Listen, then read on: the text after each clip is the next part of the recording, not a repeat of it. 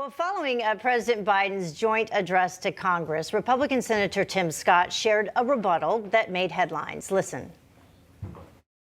Hear me clearly. America is not a racist country. It's backwards to fight discrimination with different types of discrimination. And it's wrong to try to use our painful past to dishonestly shut down debates in the present. Well, after Senator Scott made his rebuttal, look at what happened. Look at this. The words Uncle Tim were trending on Twitter as many were quick to disparage the senator. Senator Scott said that this exposes the hypocrisy of the liberal left when it comes to racism. And joining us now to discuss is U.S. Senate candidate from Pennsylvania, Kathy Barnette. Kathy, thank you so much for joining us. We appreciate your time. Yes, thank you for having me. So you are running to become the first Black Republican woman elected to the U.S. Senate.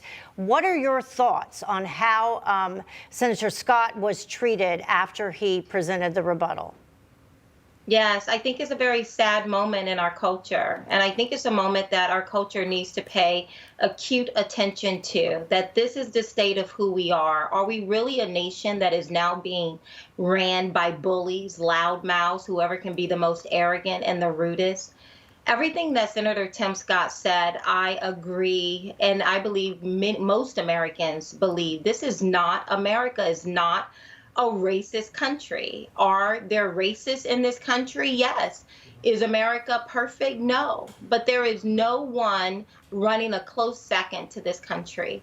And I honestly believe that, that some of the attention needs to be placed on these northern white progressives who I find to be some of the most racist people. I grew up in the very deep South, and let me tell you, if someone doesn't like you in the South because of the color of your skin, you're going to know it. But it is these northern white progressives who pretend to love Black people are the ones that we have to really be careful of. But I also believe that some of the attention should not solely go to them, but it should also go to these Black elitists, those who are also jumping in with their derogatory comments towards Senator Tim Scott as well. And what they need to remember is that although they may be in the House with these northern white progressives, but they are, at any moment, they can turn on them as well.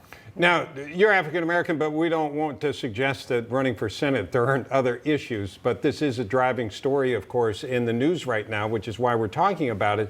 I'm kind of curious what your take is right now on race relations, and if there's anything you think needs to be done to improve them right now. Yeah. When was the last time we heard Democrats actually debate a real issue? A couple of weeks ago, maybe last week, they had a very consequential Senate hearing to discuss whether or not to remove the filibuster. And they entitled that Senate hearing Jim Crow 2.0. Oh my. I wish we lived in a culture where we could talk about the substance, because America is unraveling. Whether we're looking domestically at our southern border, the fact that many children, primarily those who are minorities living in majority minority communities, are still not in school here in Pennsylvania, or whether we're talking about what's going on in China, Iran, Russia with the Ukraine border. We have real issues to be discussing, but instead what we see is this power grab. Democrats, and specifically these radical Democrats, they are using the color of my skin to fundamentally change this nation. And this is one of the reasons why I'm running for Senate. I love my country, but our country is she's hurting right now. She's unraveling. And I believe it's very intentional. The only thing that these radicals care about, not Black people and the woes of Black folks, but what they care about is gaining power. And they will use anyone and anything to do that. Kathy, your book's called Nothing to Lose, Everything to Gain, Being Black and Conservative in America. Is it just the white liberal left that speak out against you as a Black conservative in this country? No.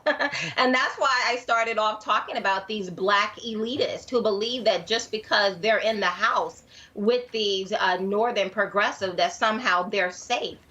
The overarching theme of my book, and I wrote this book long before I decided to ever run for office, is that, if you look at the Black community and you look at it as a petri dish of what happens when Democrats come into a community and begin to take control of every single aspect of that community. And you can look at the Black community to see exactly what happens. You would be hard pressed to find a conservative thought anywhere in these minority communities. They're all ran by Democrats. And what you see are people who are broken and bruised. And I was putting out a clarion call that this is exactly what's going to happen if we allow Democrats to gain control over our country, that the things we see going on in these predominantly Black and brown communities are going to begin to spill out and impact the broader American culture. And that's exactly what we're watching.